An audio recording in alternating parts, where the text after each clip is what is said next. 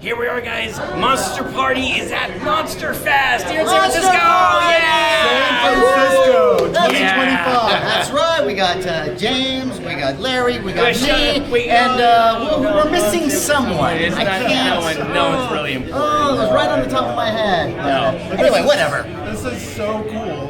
It's the first time that I've been to a Godzilla convention in San Fran. And this is my old stomping ground, and Larry's too. It is, but you know, it's really great to be here with all these Godzilla fans, and they've got a game room, they have a guest room where they're doing panels, and a cool dealer's room, and we've got to check it out, guys. We've got to check it out. Let's do it. Can't wait. Let's We're go. gonna make this happen.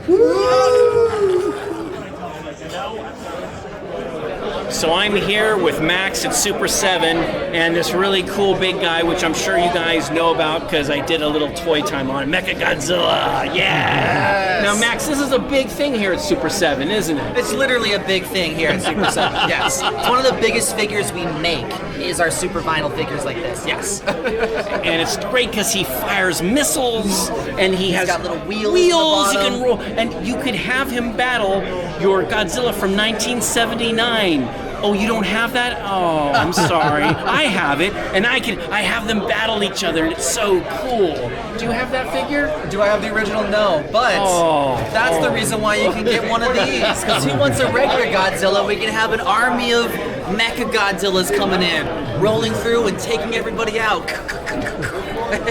No, but at Super 7, you guys have so many cool Godzilla things. I mean, and this, you have this is your convention exclusive? Yes, so this is the Comic-Con exclusive that we had for this year's Comic-Con 2025. This is -1, but in the blazing orange scheme that we've got. We did one like this last year with the Heisei Godzilla, but now we're doing it with -1. Here's another box that we have. Look at this, it's glow. It's a glow figure. It's almost too good to take out of the box, but let's be real. You gotta play with your toys, so please take them out of the box. Yes. See, it's interesting you say that, Max, because last year you did a great figure of Jet Jaguar and Godzilla shaking hands. Yes. That's one of my favorite scenes in the movie. Yes. I haven't taken mine out of the box because I love that moment. But that means you're missing out on one crucial thing.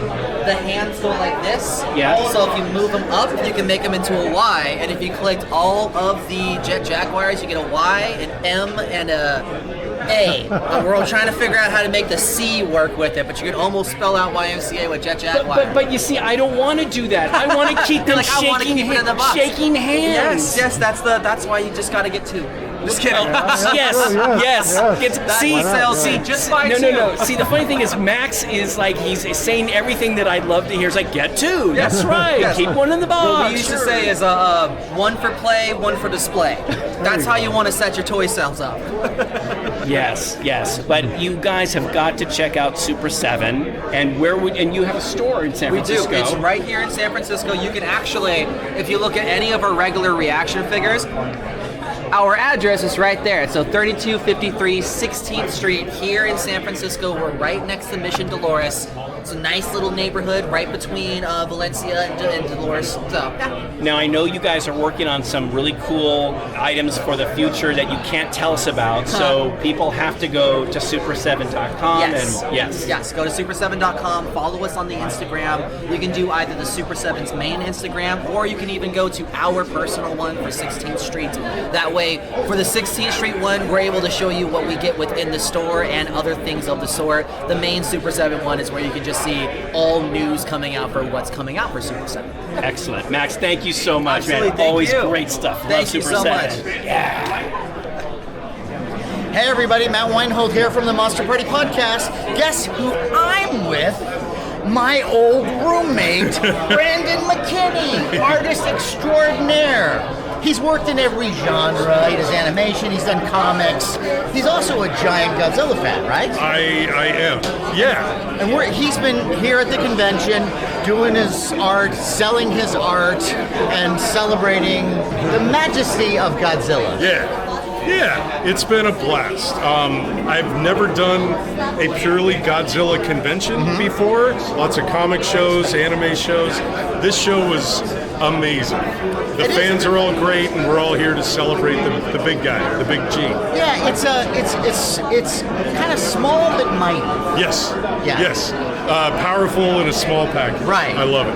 And it's nice to see that, you know, in this day and age where Godzilla is kind of more popular than ever. Yeah. Yeah. That we have, because I remember there was G-Fest, and James and I, who's on camera right now, we went to G-Fest a couple times, had a great time, and to see these other conventions popping up, Right. it just makes my heart sing. It is great, and you know, I got involved with Godzilla drawing comics for Dark Horse in the '90s, Right, yeah. when Toho, you know, was making more Godzilla movies, and it was kind of blowing up, and then it, you know, the '98 film was the '98 film, Yeah. but in 2014, Garth Edwards' Godzilla movie blew me away, and I mean, I was already a fan. Now I'm a super fan. With And all you these were movies. doing Godzilla comics. Yes. And could you tell some of the folks, what comics did you do? So back around 1995, 96, I got hired to work when on Dark Horse's Godzilla King of the Monsters title. I think it was only a 16-issue run, Right. but I drew 9 of those issues. So 1 to 4, 9 to 12, and then issue 15, where Godzilla fights a crab monster in Australia. So, yeah.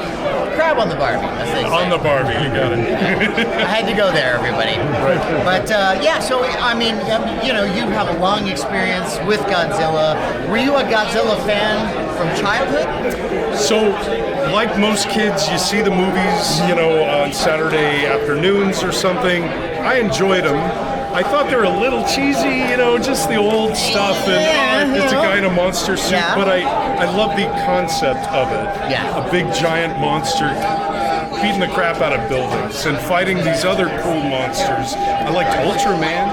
You know, I that love was Ultraman. badass. I'm like an Ultraman freak. Right. I went to Ultraman Land, the Ultraman theme park in Japan. In Japan? I went twice. I love that. And I'm like the one, me and my wife are like, you know, the two Americans and then a sea of kids. Right. You would have some Ultraman toys on the classic shelf, And right? I have a few more since I would then. bet. I would Yeah. bet your collection's only grown Yeah, since yeah. early 1990s when we shared an apartment. Here at the Titanic Creations booth at Godzillafest. And what's your name, sir? Mac McClintock. I am the head of Titanic Creations. We do a lot of obscure kaiju, we make buildings, we do all sorts of fun things that you can't find anywhere else. It's very true. You know, I missed out on your original Gorgo figure, but then I was very pleased that you re-released Gorgo in a different color. And it's beautiful. Very, very well articulated, and it's gorgeous. Yeah, Gorgo's been by far our most popular figure we've ever done. He's right at about 6 inches tall, and now he's blue. She's blue, actually, I guess.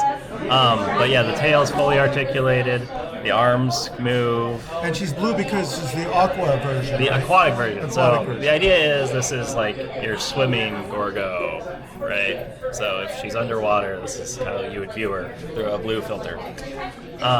We also did the comic book version last year, and then of course we did the original, which sold out way quicker than I expected and is now very hard to acquire even for myself to be able to get one. Yeah, so there's a baby. Oh yeah, and of course the matching baby that you have to make a Gorgo set. Yeah, the original also came with a Big Ben, right? Right, a Big Ben, and then also the submersible, and also 3 jets that you could display with it. Well, now I have to go to London and pick up a Big Ben because Right, I don't there you have go. one for Gorgo. I was also very excited that you, for the first time ever, I saw you did a screen-accurate Youngarine. Yes, so Young Gary, we past year we had been selling him, and all those are actually unfortunately sold out, but it was this big, beautiful set. It had It came oil with tankers, it water had towers. a bridge, it had the castle from the film, a Korean castle. yeah, and it also had the tanks that you see in the film. It was It's a whole basically this playset, insane. a playset. Yeah. But really, it was just kind of a great companion piece to Young Gary, as it would have both Korean monsters from North and South Korea. We did take some creative liberties with Pulgazari. He's a little bit hornier than he is in the movie. He has more spikes. He's very trend mastery in his design. And you can see here, the spikes are over exaggerated. He's overly muscular, and he feels very 90s to a certain degree. But looking at his face, especially, you're reminded that they used the Godzilla 1984 costume, didn't they? Right. Yes. So yeah, you can definitely see that in this figure, and I love the paint job of this variation. Yeah, in particular. Black classic one is a lot of fun, and it has the actual eyes that you see in the film, and all of that.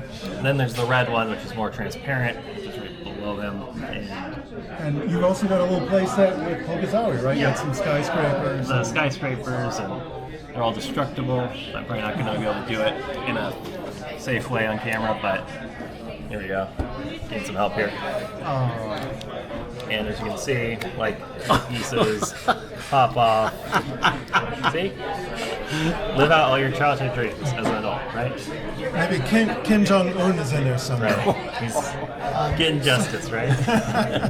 So what can we expect to come up next from Titanic? So the biggest thing we're working on actually is evolving these buildings.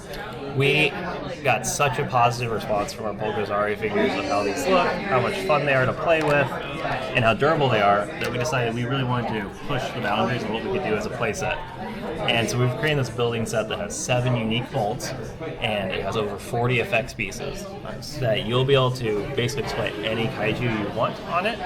And it's completely modular, so if you buy 5, 10 sets, you could, in theory, build out a crazy city that's not going to be able to. All right, well, love your stuff. I do recommend our listeners, if you see something on the Titanic Creations website, that you get it, you pre-order it right away, because these things do tend to disappear. And if you're lucky enough to go to a convention like Godzillafest, some vendors might actually have like the Young Gary playset, so you can seek those out too. Well, thank you very much for your time. Sure, thank you so much. Love your stuff. Thank you. Okay, guys, I'm here with Hyacinth. Hyacinth? Yes. And she is an amazing artist, and she makes things out of felt. That's right, felt. And look at these cool things from Godzilla that she makes out of felt. Characters that you normally don't see represented. Now, Like, look at that. That is so amazing. Look at this, from Yog. That's great. Now, Hyacinth, I have to find out now. First of all, are you a big Godzilla fan? Oh, I'm a huge Godzilla fan, yeah. Really? Yeah, I've been a fan since I was a child. My mom is also a huge Godzilla fan, so. Okay. Yeah. Now, did you watch it? You grew up watching Godzilla and stuff like that? Okay. So how did you start making these things out of felt? Well, so I make felt designs and stuff just for a living, and usually felt things are like, they're like cute little gnomes and fairies and things like that. And well, I love Godzilla, so why not try that and see what happens? And so I did. But it's so hard. How do you make like little feet? I mean, it's felt. How do you make it? It's like you stick a needle in like little felt pads, or okay, so basically I create the felt myself. So this isn't felt that I bought at a store, it's felt that I made. Okay. And so what I do is I get wool, just like loose wool, in the colors that I want, and then I blend the colors, and then what I do is I turn it into felt, and I do it with a special needle that has these little like barbs on it, and so then I just kind of keep poking at the wool until it turns into the shape that I want. So. What I love is I understand how difficult it is, but you have the perfect little area for the chest, and look at the little orange. Look at the orange and the yellow guys on this. This is Titanosaurus. and your stuff is like selling. It's like a lot of the stuff is gone. Now, if someone were interested in seeing your stuff, where can they go? Oh yeah, so I have an Etsy shop, and my Etsy shop is just the Hyacinth House with no spaces, but the Hyacinth House at Etsy, and I do have listings for right now. I have listings that I always have up there that are for custom kaiju, and so basically I just custom kaiju. Yeah, so any of these that because obviously a lot of them have sold, but different ones that, like, if there's a character that you wanted that I don't have here or something. There's a drop down listing of all the characters that I know that I could make. So, and it's a lot. So, Well, yeah. these are so cool. You've got to check out her Etsy stuff because who wouldn't want a Mecha Godzilla made out of felt and wool? I said thank you very much. This is so great. Now you mentioned the silliness of, I guess, what would be considered the Showa era of Godzilla films, and I think James feels the same way. That there is, and despite how great it is to have Godzilla movies with really big special effects and a lot of money put into them, there is a certain charm to the old school tokusatsu. Hey, let's make a miniature city. Right. That part is amazing. Yes. The amazing detail the buildings were built in, and the power lines and the sparks, and there was a definite charm to it, and a lot of skill. And then the '90s movies, they took a huge step up. Yes. Which I love. They were great. Yeah. And that's what I was studying when I drew the comic. Okay. So that's my Godzilla. Sure, right? sure, yeah. Whenever somebody says draw Godzilla, that's You do the Heisei one. Yes. Yeah. And then these modern movies in America are just spectacular. And we've talked about this before, that there seems to be a Godzilla movie or a Godzilla for everyone. Right. If you want something that's kind of geared more towards kids, you've got some of those early ones. If you want something with big special effects, we have the Legendary series. If you want something that will kill your soul, there's the 90s TriStar Godzilla. And it's got something for everybody. Yeah. And speaking of those miniatures, like there are some of those movies that are not even necessarily the Godzilla movies, but like the Toho adjacent ones, like Rodan and Mothra, and Rodan I think is an underrated movie because there are some miniatures in that film that are so beautiful, and the meticulous care that went into just every little aspect. Like where you see somebody's, like on one of the buildings, there's a little apartment. You could see someone's little miniature laundry hanging out. And that's the thing too, which is bunch of guys on computers tapping away, but. There's something that's kind of heroic about a guy with some glue bent over. He's got back trouble from that point on, and you look at what he created. Right, and then they destroy it in one shot. All that work, but I love that though. So you're giving me a newfound appreciation. There you go. That's for what those I do. old movies. That's what I do. Thank you. There's a Godzilla. No, there's an Ultraman series, and I believe it was called Ultraman: The Ultimate Hero, and it was done in America. Yeah. And they put a lot of money into it, but they put so much money into it that they didn't want to damage the suits, and they didn't want to damage too many of the sets. Yeah. So the fights are horrendous, and it's like a lot of like. Like, hey, you, cut it out. Right. But nobody falls back. No, it's very careful. Like, anytime anyone, like the punch is like, ow! The suits are like, no, don't. I love that. Yeah. In case you're wondering, we're here at Godzillafest here in San Francisco. Yeah, Godzilla.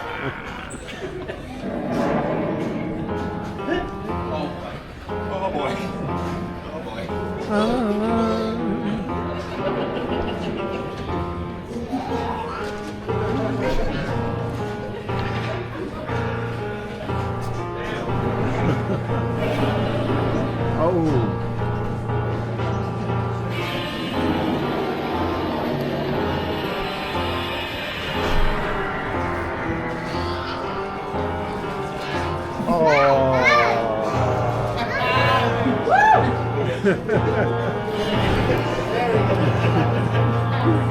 Here at Godzillafest with Aaron Neuwirth a recent Monster Party guest and co-host of the podcast, Two Black Guys Talk Godzilla. Hey, we're back together again already. All right.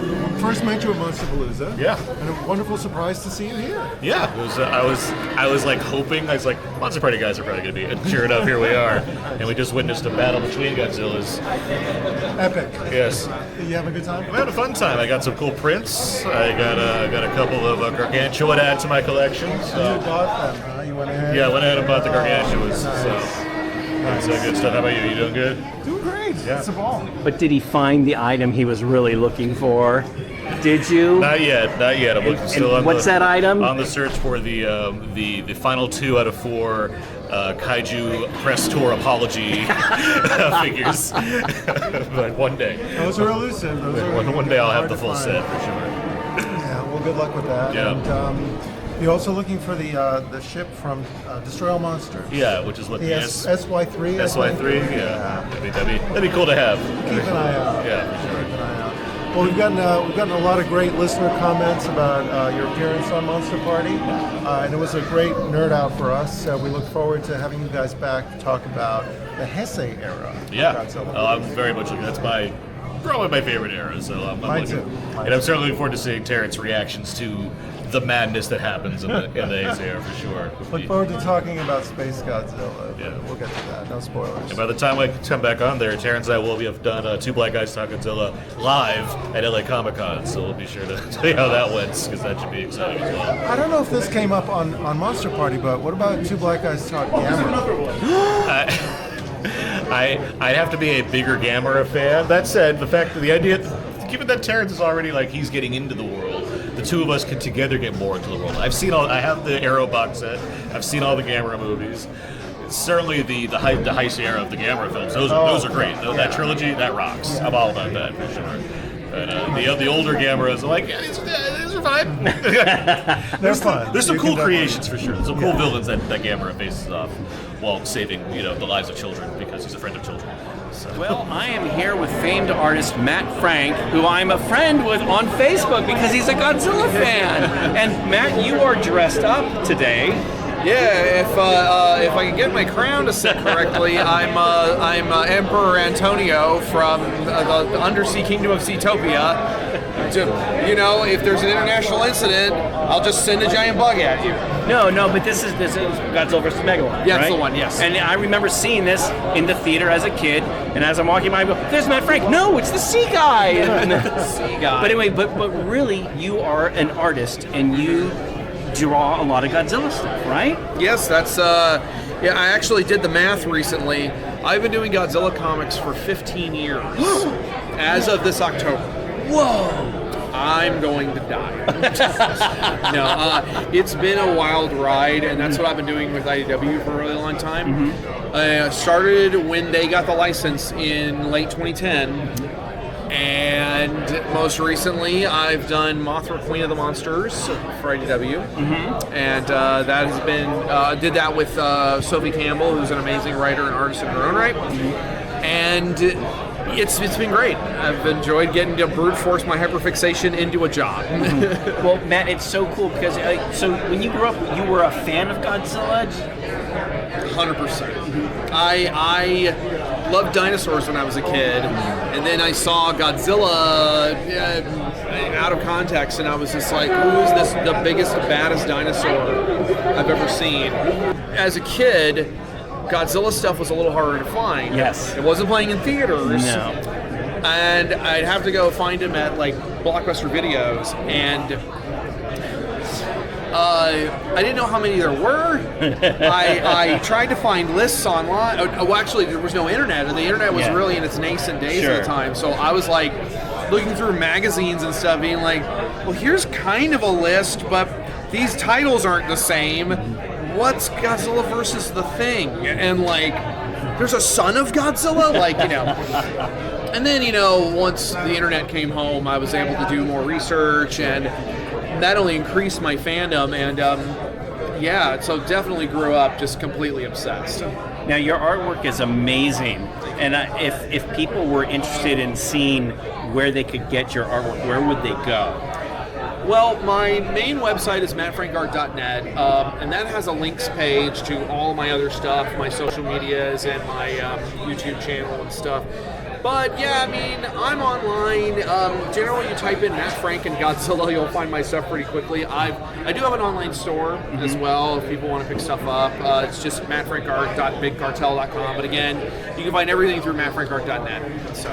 Well, I want to thank you not only for being here and having us be able to check out your art, but also dressing up for the occasion. This is so great. It's one of the only other shows.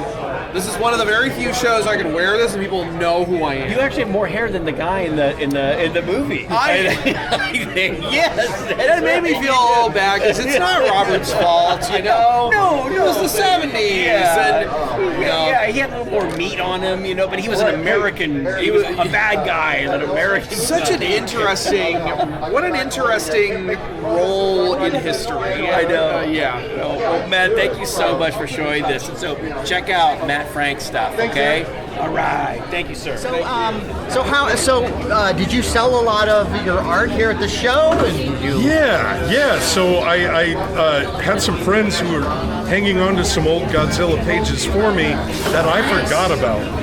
So I came with one page, and they handed me 30, and I was like, oh my god! And that made the show. Oh my god! And it was really great to see this artwork I'd done 30 years ago now. Yeah. And some of it I still like. You know, every like in comedy, you're like, oh, that bit 20 years ago, I'm better than that. Yeah. But some of it's okay, right?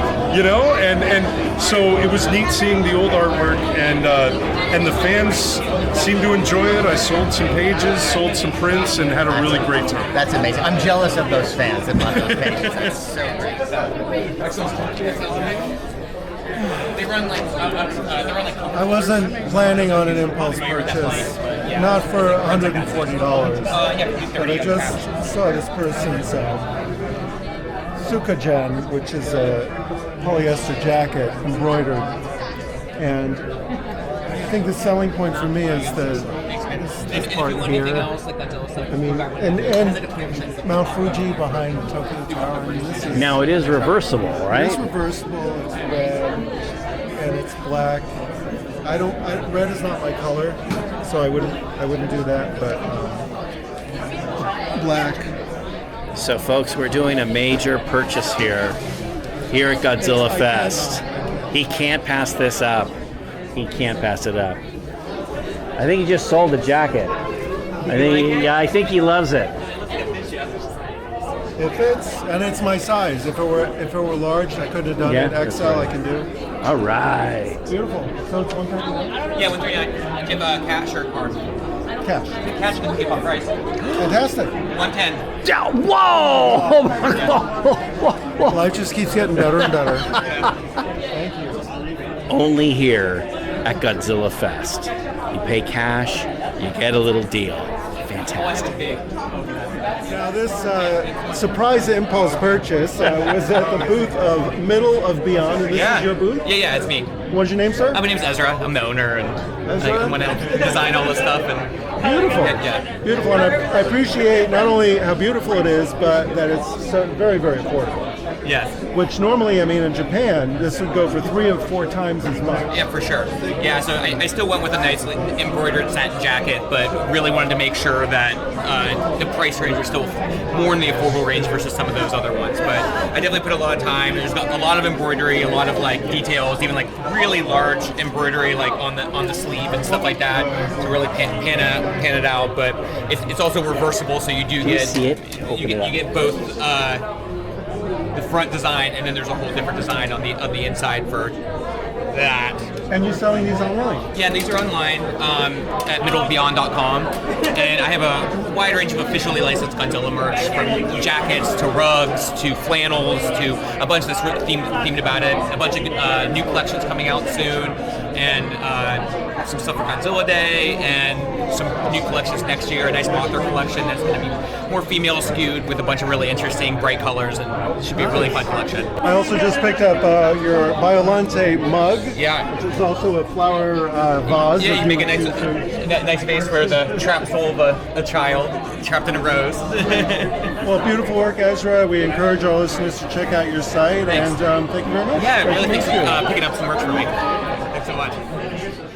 Hey there, Monster Partiers. I'm here with a lovely artist, and your name is? Selena. And you are painting Godzilla, I see over here. Are you a big fan of Godzilla? I'm a growing fan of Godzilla, a lot to learn, but Godzilla's my new character for my watermelon fantasy world, based in San Francisco, which I started in 2019 during the pandemic as my form of escape, but has actually like evolved into like my more happy place. And Godzilla is, you know, the defender and the disinfector of the city. Yes, he is. And he's a big fan of San Francisco. Yes, and I think Godzilla is non-binary. The one that my Godzilla. Oh, really? Yes, my Oh, watermelon that's Godzilla interesting. is non-binary. Really? And what makes you think that? Is it Movies like yeah. Son of Godzilla. I feel like there's more The motherly. egg. The egg. The egg. Where did the egg come the from? Egg. Yeah, and like, you know, it's the defender of nature. I mean, it's trying to break down man's destruction. I feel like there's a lot of like female energy that I'm sensing from the Godzilla, but maybe that's just my Godzilla, which is Godzilla. But you know, I noticed the Godzilla that you have here. This is the one. This is kind of a unique Godzilla. Could you tell me a bit about this Godzilla here, or is it pseudo Godzilla? Well, it was inspired by Space Godzilla because I love crystals and I did study mineralogy in college. But I'm going to turn it into my watermelon Godzilla. So it'll be like spitting out crystal seeds and stuff. Yeah, so it's a hybrid. Is that not a watermelon when the pilot fails and there's you know what? a little like altar shrine for the dead? You're Is that right. not a watermelon? You know what? You bring up a very good point. Natalie. You bring up a very good point. Isn't that a mini watermelon? But the watermelon, it's a lovely fruit. It's a delicious, watery, tasty fruit.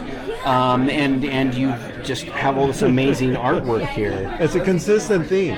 Yeah. I mean, watermelon's for everyone, and what's crazy is Japan really pushes it with the watermelon. They have the square. They also have a pyramid watermelon in a different prefecture that does a pyramid. Very expensive. Very expensive, and that's why I'm going to do the heart watermelon Nice. here in San Francisco. Nice. So watch out. You know, The next watermelon bar, it's going to be like top shelf stuff. You know, my parents grew up in San Francisco, and so I'm looking at these things, and it's like, oh my god! And our other podcaster Matt grew up right by the towers here, and it's so funny how you have all the interesting watermelon stuff. Yeah, I mean, I grew up in like Golden Gate Park, so Conservatory Flowers. This is my favorite landmark in all of the city. Yes, it's just. I mean, this structure also, I mean, it's so beautiful. Which is funny because I went to an abandoned building in Treasure Island, and this is actually a blueprint that I found, and I just color penciled on top of it. No way. But yeah, I found blueprints of the original, you know, the city hall as it was being built, and so it's just kind of been coming together. And yeah, San Francisco's such a weird and amazing place.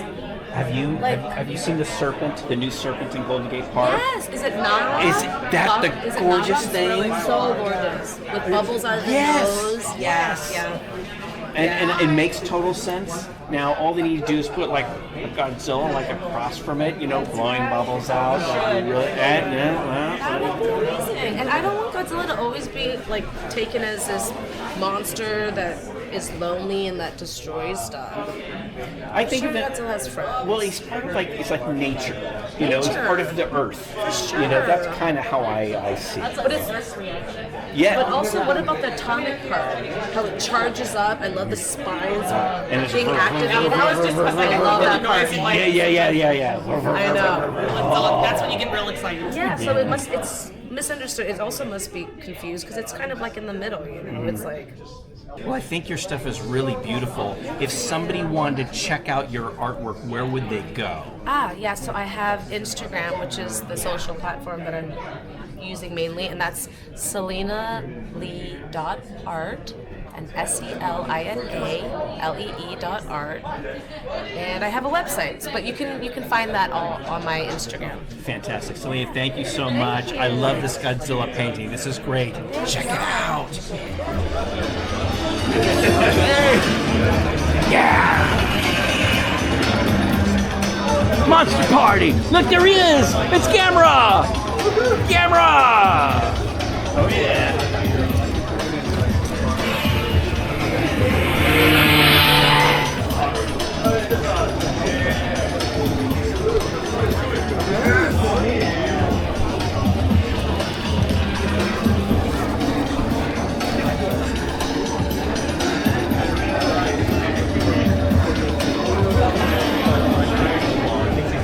It's hotter than a group text after midnight. From the minute we met, I mean, I became an instant fan of Brandon's, and he used to do this cartoon. It was a cartoon series that he did for Spike and Mike. Yes. Called Chainsaw Bob for our horror fans out there. Right. And it was a kind of edgy comedic take on a serial killer. And I still have my animation cells You do? that you gave me. Oh, man. I need to email you. So I put together an animation pitch just a couple of months ago. So I'm going to get your email and send it to you. But the whole conceit is, it was called Performance Art Starring Chainsaw Bob. Okay. When I was in college, a long time ago, performance art was a thing down in LA. Sure. And it seemed like anybody could go on stage, do almost anything, call it art, and it was art. Yes. Well, what if, like, Jason from Friday the 13th did his thing? Oh, but it's art. Oh, we love it. We love it. Yeah. Right? So then it became mixing performance art with horror movie villains and serial killers. And so all through these decades, I've been trying to think, what could a story be with that character, and it's grown, bit by bit over the years. So I'll have to show you what it came Fleshed out his backstory. Yeah, his whole origin and everything. I want to know. You're going to find out. There was one that you had that was like where he does the Jackson Pollock. Yeah. Of course, it's just blood all over the canvas, but I loved it. I loved it. Oh man, that's so great that you remembered that. I Oh, appreciate big it. time, big time. Yeah, I mean, kindred spirits. Right. And as a roommate, he was lovely. Yeah. I was not. Sure. I was. Sure. He ate some food out of the refrigerator. That I was like, I came home and I'm like, oh, I remember. I can't wait to eat my I Reese's remember. peanut butter cups. I got that. Oops, and it was sorry, gone. dude.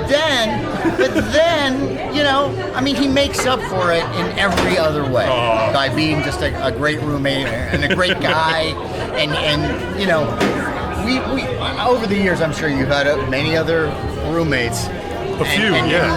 We know the nightmare scenarios that can happen, but we were always great. Yeah. Yeah. No, I think you could have had far worse roommates. You were fantastic. No, you were Yeah. great too. You were so lovely to live with, and I appreciated that. And it's great that Maybe we should move we in can still again. hang out. Yeah, let's do do it. that. I'll get a divorce and we'll be the odd couple. Let's start a new life. Let's start a new life together, Brendan. Who's Felix? Who's Oscar? We'll have to figure that out. It might be two Oscars. I don't know. I'm Oscar for sure.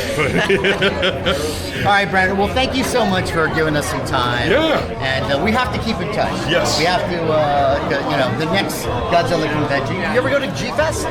I have not, but I'm gonna maybe try and see if they'll have me next year. Yeah. I'll check it out. It's bigger than ever now. And it's super fun, and especially for the costume contest. Yeah. To see a little kid put together a Godzilla costume with nothing but cardboard, glad bags, and duct tape. Yeah. It's just heartwarming. Right, and then you kick them when they get off the stage. I put a miniature building. Push him over onto it. I love it. Oh, Godzilla. Anyway, thank you, Brandon. Thanks, everybody. Yeah.